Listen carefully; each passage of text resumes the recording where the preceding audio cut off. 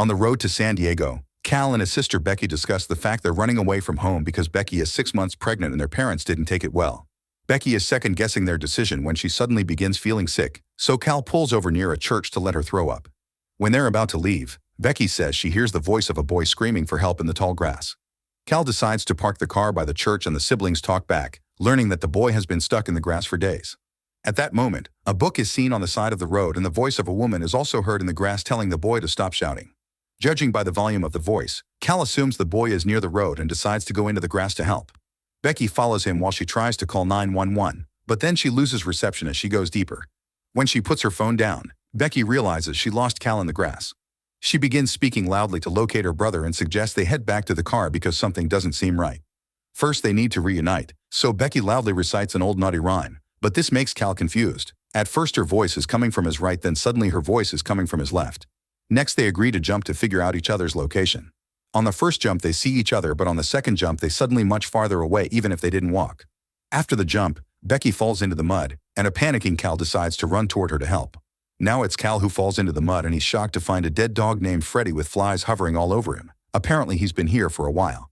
Hours pass with the siblings unable to find each other or the exit, and as the sun goes down, they accept they're stuck in the grass field. Becky tries calling her brother again, but she gets really tired so she sits to wait for Cal to find her first. Suddenly a creepy figure appears among the grass, but it turns out to be just a man named Ross, who offers his help to take her out of the field. He explains he's found a way out but hasn't left yet because he is looking for his wife and son, whose voice the siblings heard early. Becky is wary of him, but she has no other choice but to accept his help, so they go looking for Cal together. Some more time passes, and Cal keeps calling for Becky to no avail. As he sits there disappointed, something suddenly startles him. It's Tobin, the boy that had been calling for help earlier. He consoles Cal and says it's easier to find things once they're dead.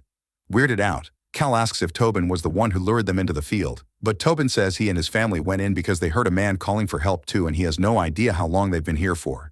Tobin says that his sister will be dead soon, and Cal wonders how the boy knows Becky is his sister. Tobin replies that the rock told him the truth. Apparently it's the rock that teaches you how to hear the grass and that's how you get to know about things. Then Tobin beings guiding Cal to Becky. Meanwhile Ross and Becky talk about her baby, and Ross guesses that the father of the baby isn't with her. As they walk, Becky finds medicine bottles and scissors on the ground, not understanding how they got there. When she looks again, she discovers Ross isn't there anymore. She begins calling for him to no avail, so she changes to calling California as she looks around for any signs. Something suddenly grabs her and takes her into the grass. Back to Tobin, he takes Cal to a small area with no grass with a mysterious giant rock in the middle of it. Tobin urges Cal to touch it, but when Cal comes closer, he hears whispers of what seem to be tribal chants. Right before Cal touches it, Becky is heard screaming, and Cal immediately runs in the direction of her voice, ignoring Tobin warning him to not get in there. Suddenly the day changes to a clear day, showing a truck stopping at a gas station on the same road as the church. This is Becky's ex Travis, who has come to look for the siblings. Since he finds nothing at the train station, Travis continues his journey and finds Becky and Cal's car parked by the church. When he looks inside the car, he sees bugs and dust, indicating the vehicle has been there for weeks. Travis begins calling their names and looking for them, but there's no response. Next he enters the church, but it's empty too. On his way out, he sees a book on the ground and picks it up only to see Becky's name on it. Suspecting the siblings enter the grass field, Travis goes in as well, folding the grass and following the sun so he can keep track of how to get back. Unfortunately, every time he takes a step, the grass just unfolds itself. After a few steps, Travis realizes the sun isn't in the correct spot anymore, but regardless of his confusion, he keeps moving until night falls. Since he's tired, he stops to lie on the ground and stare at Becky's photo. Suddenly something startles Travis. It's Tobin popping out of nowhere. As whispers and laughter can be heard in the tall grass, Tobin reveals he knows Travis' name and that he's looking for Becky, saying he can take him to her. Travis doesn't hesitate to follow him, only to be incredibly upset to discover Becky's dead body right in the middle of the field. As Travis clings to her crying, Tobin explains the grass doesn't move dead things because it makes them easier to find. When Travis looks up, Tobin is gone. The next morning, Travis wakes up and sees Becky's dead body right beside him. He picks up a necklace from her body and starts moving again, but then he hears someone and starts calling for help. It's Tobin who responds back, and Travis calls for him again so the boy can find him. However, the Tobin that shows up looks clean and healthy, and he's there with his mom Natalie, his dad Ross, and the dog Freddy. This reveals that the grass field is stuck in some sort of time loop. Suddenly Freddy runs into the field and Tobin follows him, ignoring Natalie's warnings. At that moment Travis realizes Tobin has managed to leave the field and tries to tell him not to come back inside, but it's too late. The boy is coming for his family. Natalie thinks she hears Tobin nearby and splits up from the group to find him. By the time night falls, Ross is looking for his family alone and comes across the mysterious rock. The next morning, Tobin is shouting for help while Becky and Cal are outside the field with the car again. However, this time Travis is in the field too. When he hears Becky's voice, he calls her name, and both siblings are shocked to hear him before replying. Travis tells them that he came looking for them, which Becky finds hard to believe. Suddenly they hear Tobin's voice reciting Becky's rhyme, and Travis follows it to finally find the boy. Becky does the same thing and is reunited with Travis, making the moment rather awkward. Shortly after, Cal shows up too, and he clearly doesn't like the fact Travis is there. At that moment, the group finds Freddie's body. To add to the confusion, Travis tells the siblings that they've been missing for 2 months, but they don't believe him because from their perspective, they only left 2 days ago. Suddenly Becky feels like someone is watching them and says they need to go, so Travis picks up Tobin on his shoulders for the boy to find a way out. Fortunately, he spots a building in the distance, and they start walking toward it. Cal asks Travis if he told anyone about them, hoping that someone will come looking for them, but sadly Travis didn't tell anybody. At that moment, Becky feels some pain in her belly, prompting Travis to ask about the baby. Becky tells him that it's a girl and lets him touch the belly to feel the baby move. Suddenly, a phone rings and is shot to receive a call from a voice like Becky's, who is crying as she asks them to not let Cal hurt Travis because they will keep making the same mistake again and again. It all seems unbelievable and the group decides to keep moving, unaware that someone watches them through the grass. A few steps later, Becky slips in the mud, and as she falls, she sees mysterious visions of a baby, tall grass, and strange people coming toward her, which terrify her and makes her faint. Cal and Travis run toward her, but at that moment Ross shows up and tries to help her too, saying he can lead them now. Travis tells him about the building they saw and lifts Tobin again, but this time he can't see the building. It's only grass everywhere. Ross mysteriously says that's how things work in there. The group keeps walking and eventually they reach the rock again. This time they notice there are carvings all over the rock, and somehow Ross knows it refers to a higher knowledge, which he explains as he touches it. Everyone thinks Rossi is being creepy and he urges Cal to touch the rock too, saying he'll also receive knowledge. Before this can happen, Natalie comes out of the grass and stops him, telling her own husband to stay away from them. She's obviously terrified of him and tells the others that Ross is lying before explaining that she had seen Becky and Ross before, but Becky wasn't alive and Ross tried to hurt Natalie. Ross denies this, and while they argue, Becky sees the visions again, but this time she also sees Ross in the grass looking very supernatural. Terrified, Becky tells Travis and Cal they should leave. They try to get Natalie and Tobin to go with them, but Ross is still trying to manipulate them to touch the rock. Travis cuts it, triggering an argument that soon becomes a physical fight. As the men exchange blows, Becky asks Cal to help Travis, but Cal refuses. While they fight, Ross keeps insisting that Travis should touch the rock and finally overpowers him to win the fight. Next, Ross attacks Natalie, showing he's truly lost it when he smashes her head with his bare hands. The rest of the group runs away from Ross and finds Freddie, so they begin to follow him until they reach an abandoned building. Once they get inside, Travis and Cal blame each other for this mess, starting an argument. Cal blames Travis for abandoning Becky, accusing him of wanting Becky to terminate the baby, and Travis retaliates by saying Cal has naughty feelings for his sister, causing Cal to throw a punch and start to fight. At that moment, Ross catches up and tries to break the door.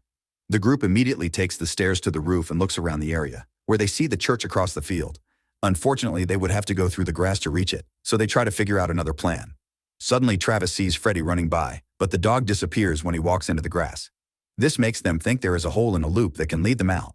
Trying to look for more clues, Travis has a closer look at the field by standing on the edge of the roof, which causes him to slip.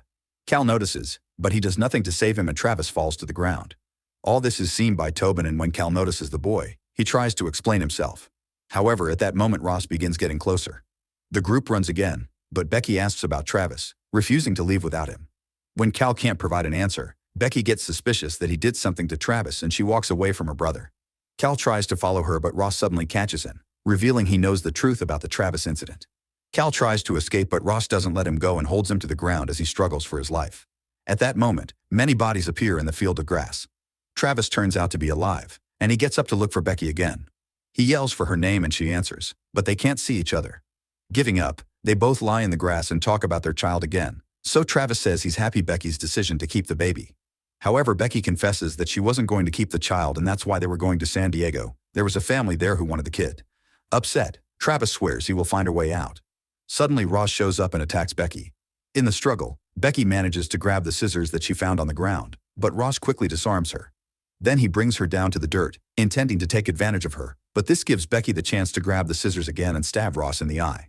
As it starts to rain, Becky runs as fast as possible, only to freak out when she notices there are dozens of grass people coming to her from all sides. These weirdos grab her and pull her into the grass. Moments later, Becky finds herself lying in the mud in front of the rock. She pulls her phone out and makes a call, which turns out to be the one they heard earlier about not letting Cal hurt Travis. Suddenly, the grass people come back and surround Becky as she screams in pain because her body has decided to deliver the baby. The visions come again and this birth matches the drawings on the rock. After lots of pushing, Becky hears the baby crying, but she can't see her. Suddenly, the ground shakes and opens into a giant ditch between the rock and her.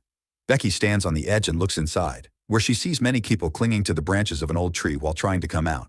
Becky screams and moves back before exhaustion takes over her and she passes out. Moments later, she opens her eyes and asks about the baby. Shockingly, it's Cal who answers as he calms her down and gives her some water. He also holds a baby and shows it to her, making Becky relieved. As she closes her eyes again, Cal begins feeding her, and Becky is so hungry she takes it all.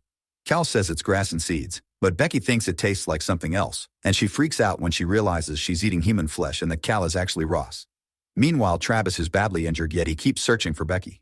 Eventually, he finds her alone on the ground, and when Becky asks about the baby, Travis touches her belly and realizes the baby is gone.